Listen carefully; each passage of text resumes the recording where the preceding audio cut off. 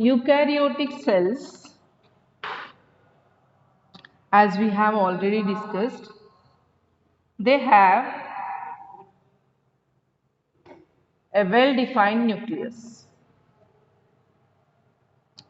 that is membrane bound nucleus. Okay, so these organisms includes all the unicellular organisms which have nucleus, like you take the example of amoeba, you take the example of paramecium, or multicellular organisms which include fungus, plants, and animals. All these are eukaryotes. Okay, all these organisms have well-defined nucleus. But when you see the structure of these cells are not, all cells are not same. For example, we see the differences in between plant cells and animal cells. Plant cells,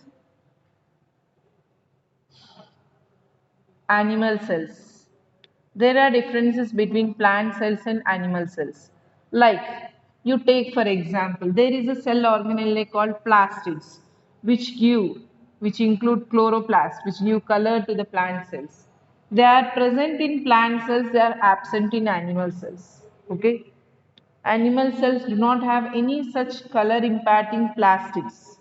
You take the example of centrioles and cytoskeleton.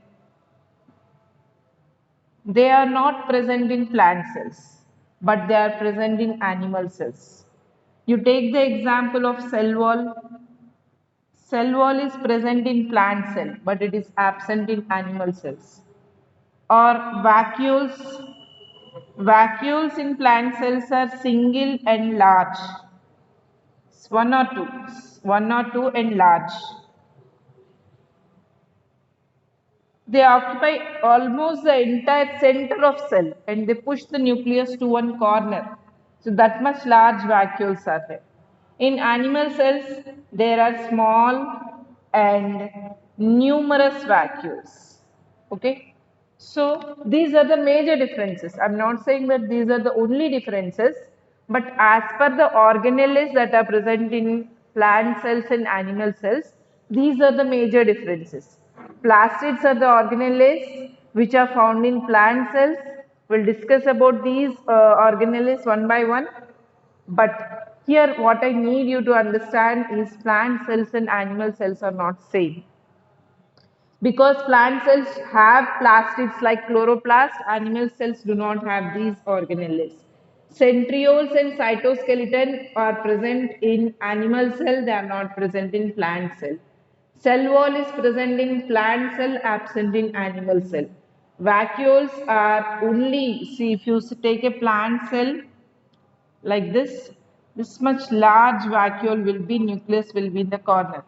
Actually, if you take a plant cell, nucleus is in the center, some vacuoles are present here and there. So, in plant cell, one or two large vacuoles are present. In animal cell, small and numerous vacuoles are present. So, these four differences are very important differences that we see between plant cell and animal cell. Not only among these cells, size, shape of these cells also varies. You take, for example, ostrich. Ostrich egg. Each and every egg is a eukaryotic cell. Okay. Egg has some liquid inside and in center there is a yolk. This yolk is nothing but nucleus and the liquid part is cytoplasm. Only thing is they are protected by a shell outside which is made up of calcium carbonate shell. Calcium carbonate shell. Okay. So largest cell is ostrich egg cell 17 into 18 centimeters. You take the ostrich egg 18 centimeters like this, 17 centimeters like this. So this is the largest eukaryotic cell. You take for example human eukaryotic cells 7 micrometers RBC of humans. You take not only size difference, there are difference in shapes of eukaryotic cells. For example, let us take muscle cell. Muscle cells.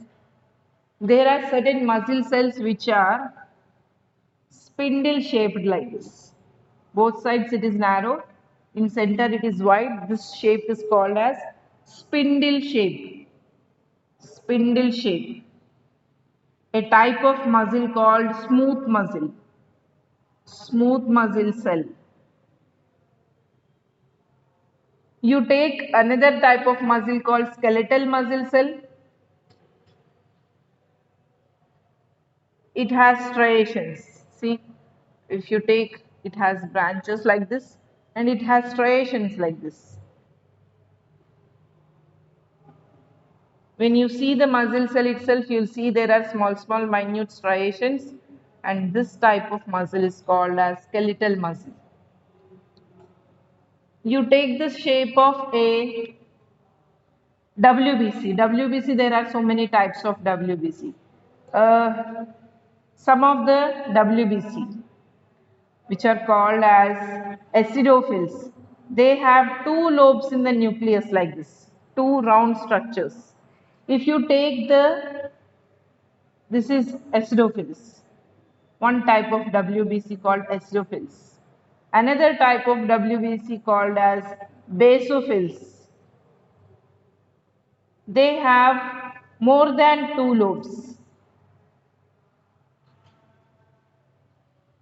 More than two lobes are present in this. You can see like this. You take, for example, neutrophils. 2 to 5 lobes are present in this. These are neutrophils. Okay, don't worry about the name. You understand that structurally there are differences. Nucleus usually it should be round. See, there is a difference in the nucleus shape also. You take lymphocytes, kidney shaped nucleus is present. Okay, this is a WBC which is called as lymphocyte. Another WBC called monocyte. It has almost spherical nucleus. You take the shape of RBC. If you see from sidewise, it is like this, biconcave shape. If you see from front, it looks again spherical. You know the sweet badusha? That same shape. In the center, it is constricted. If you see from this direction, it looks round, but here there is a constriction in the center. Okay? Next, you take the shape of platelets, biconvex, biconvex, no nucleus. In RBC also no nucleus. That's why it is constricted. In platelets also, this is one type of blood cell. No nucleus. Okay. You take the shape of nerve cell. Nerve cell is like a star with one extension like this.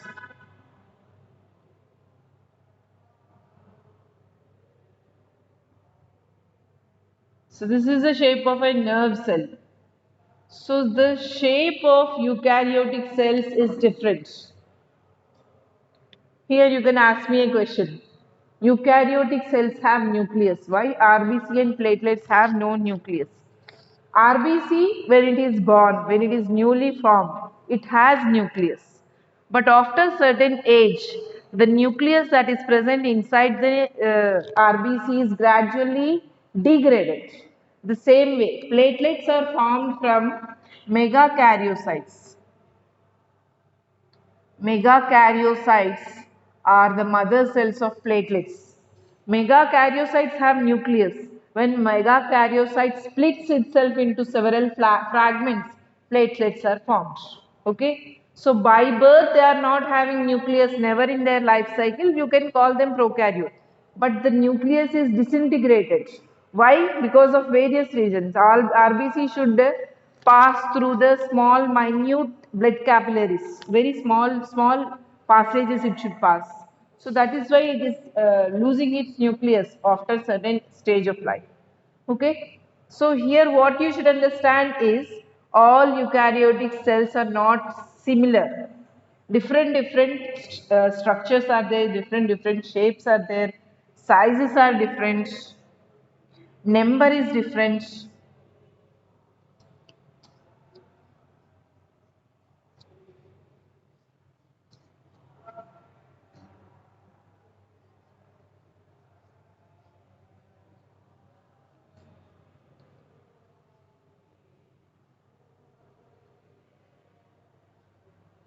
Okay, right.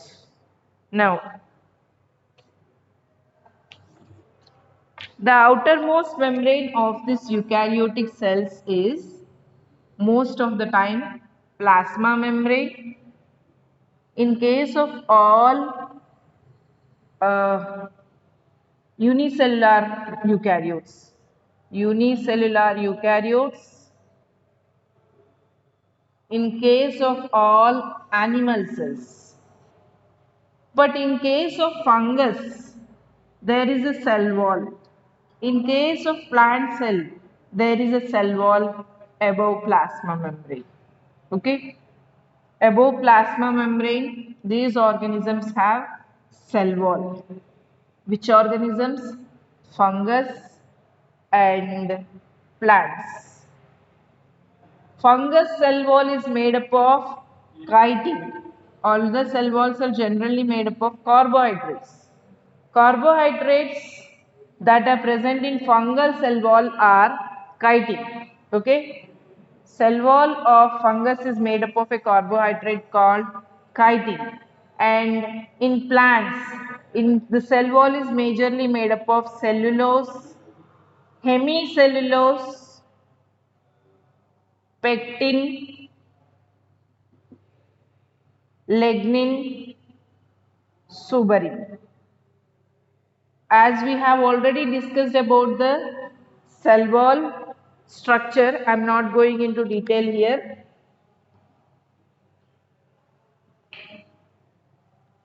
But I would like to say you one point here. Algal cell wall is not made up of algae. You know what is algae?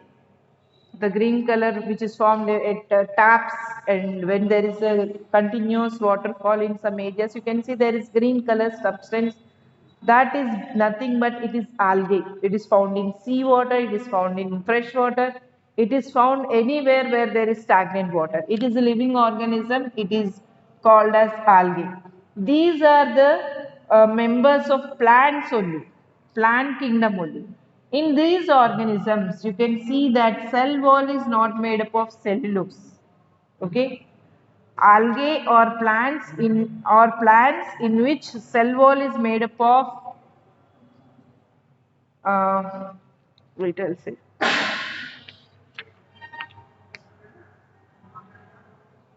mannans, galactons, sometimes calcium carbonate also, cellulose. Okay, cell wall in algae is made up of either cellulose, mannans, galactons or calcium carbonate. Is it clear? So now we'll move to the discussion of cell membrane. Cell membrane was discovered after the structure of cell membrane was discovered after the advent of electron microscope. Electron microscope was invented in late 1950s. After that, the structure of plasma membrane was identified. Plasma membrane consists of phospholipid molecules. Phospholipids. Lipids means fat molecules. These phospholipid molecules have one head region and one tail region. Okay, this head is a hydrophilic head. Hydrophilic head, and the tail is hydrophobic tail. Hydrophobic tail. Hydro means water. Phily means loving, attracting towards. Here, hydrophobic means fear, going away. Fear. So, This part, a head part, is attracted towards water and this part is going away from water. So this is hydrophilic, which is also called as polar head, and hydrophobic tail is also called as non-polar tail. Okay. So in these phospholipid molecules are arranged just one beside the another in a sequence to form the phospholipid bilayer. Phospholipid bilayer. Why I am saying bilayer here? Two layers of phospholipids are arranged in the cell membrane. This is first layer, this is second layer. In such a way that hydrophilic head regions are outwards and hydrophobic tails are towards one another like this. Hydrophilic heads are outside. Why? Either cytoplasm is present this side or this side. Cytoplasm has water. So, towards water, these polar heads are attracted. Away from water, these non-polar tails, they are going away from water. In this way, the lipid molecules are arranged.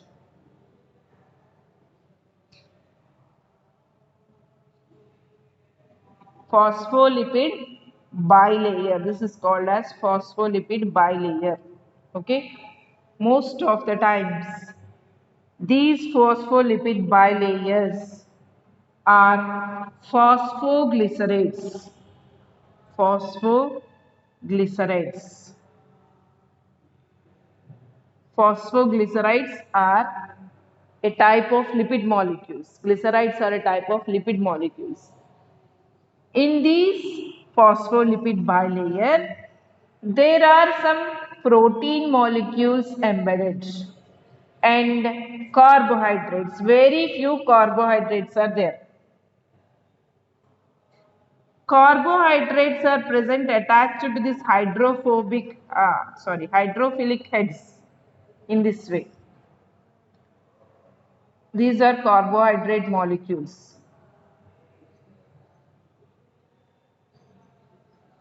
Like this. They are attached. What about protein molecules? Protein molecules are present in this phospholipid layer in two ways. One, either they are present inside this lipid membrane or they are outside. Extrinsic proteins or integral proteins. Those proteins which are outside of this phospholipid bilayer are called as extrinsic proteins, and those which are embedded inside, either they are partially embedded or they are completely, they span across the membrane like this. Okay, these proteins are called as integral proteins. Integral proteins. So now let us sum up this topic.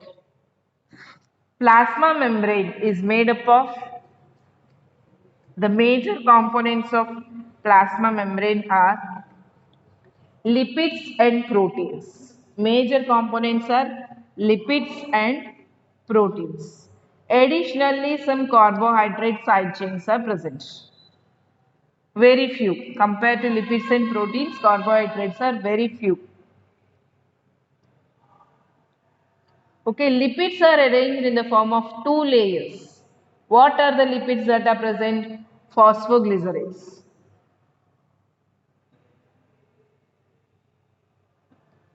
How they are arranged? Hydrophilic heads are outside and hydrophobic tails are towards each other. Okay, hydrophobic tails are towards each other like this. Now, proteins. Proteins are two types: extrinsic proteins, intrinsic proteins. Extrinsic proteins are outer side of phospholipid bilayer. And integral proteins are embedded inside the phospholipid bilayer. Okay. Now, this structure of phospholipid was given by Singer and Nicholson, and they named this as fluid mosaic model.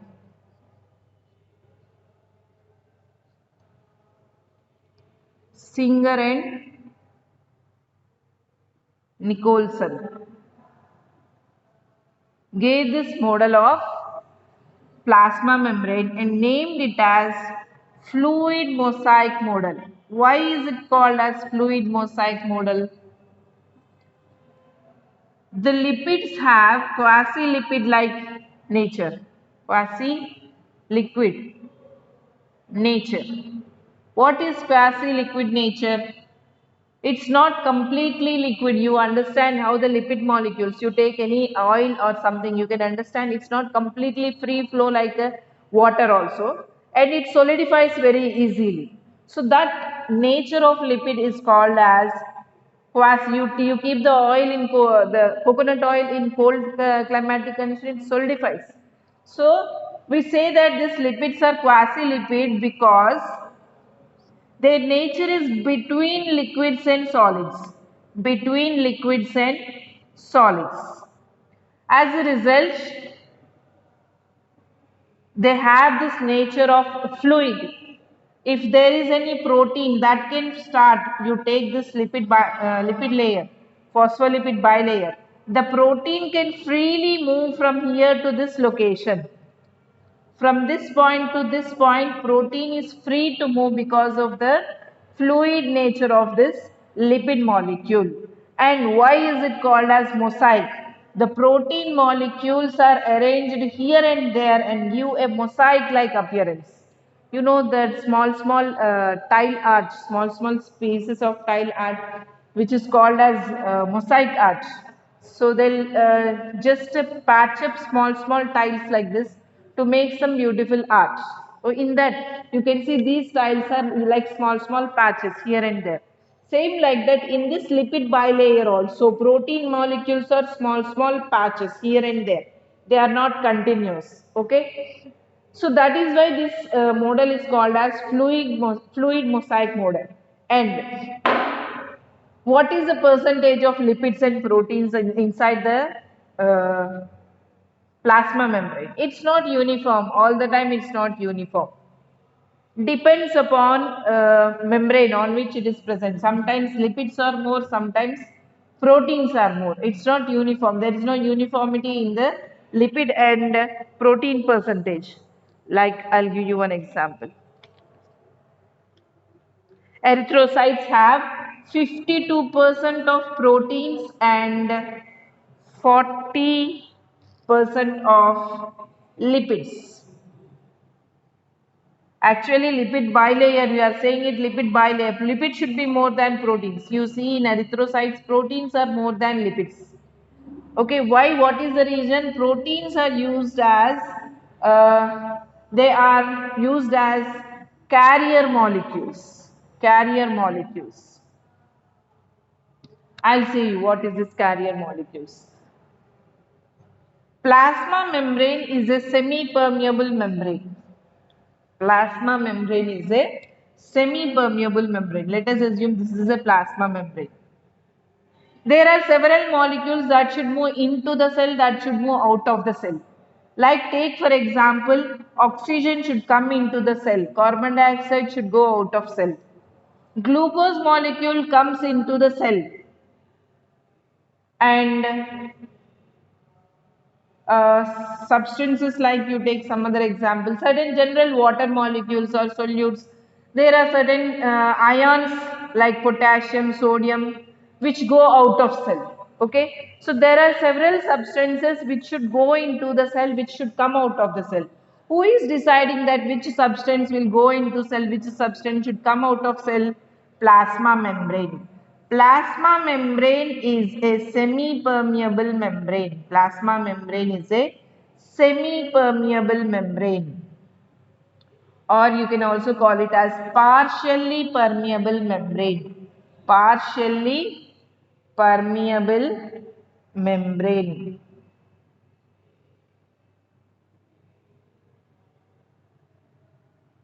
It allows only certain molecules to pass through it. And what is the mechanism by which it passes? There are various mechanisms by which this substance cross the membrane.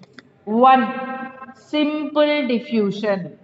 Simple diffusion. Second, uh, protein mediated transport, or you can simply call it as facilitated facilitated transport. And third one is active transport. Active transport. Simple diffusion. When there is any concentration difference across the membrane, suppose you take oxygen concentration is more outside, we are inhaling oxygen, so more oxygen outside, less oxygen inside. What will happen? Because of concentration difference, oxygen molecules move into the cell. Carbon dioxide is produced inside the cell. More amount of carbon dioxide is produced inside the cell, and here the carbon dioxide concentration increases.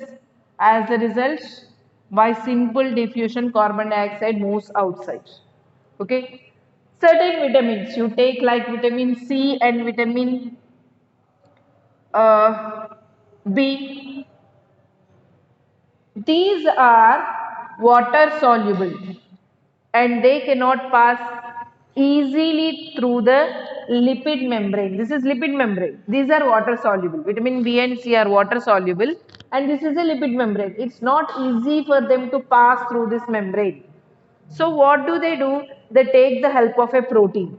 They get themselves stuck to any protein, and with the help of this protein they are passing through this. Okay, this protein is acting as a medium of transport. Okay, so that is why this type of transport is called as protein mediated transport. Here protein is facilitating the transport, that's why it is called as facilitated transport. Okay, so that is the reason in RBC more number of molecules exchange takes place. RBC or erythrocyte is a cell where there is more exchange of substances between cell and blood. That is why it has more proteins. Third type of transport is active transport. For the transport of ions like potassium, sodium, energy is required. It's not easy. Energy is required. This type of transport where energy is required is called as active transport. Okay.